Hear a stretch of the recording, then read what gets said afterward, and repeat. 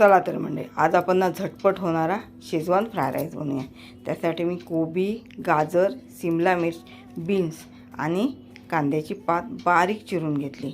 भातही आधीच रेडी तयार केला आहे मी। नंतर एका कढईत तेल गरम केलं, त्यात बारीक चिरून लसूण आणि अद्रक घातला। नंतर आपण ज्या भाज्या बारीक चिरून घेतल्या त्या एक एक करून घालायच्या आणि तेलावर व्यवस्थित परतवायच्या। त्यात मीठ घालायचं चवीनुसार आणि 2 मिनिटं ह्या भाज्या शिजू द्यायच्या। नंतर मी त्यात घातलाय सोया सॉस, टोमॅटो केचप घातलं, शेजवान चटणी घातली आणि रेड चिली सॉस घातला। हे व्यवस्थित त्या भाज्यामध्ये परतवायचं।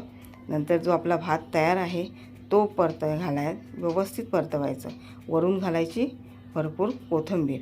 झटपट शेजवान फ्राय राईस तयार आहे।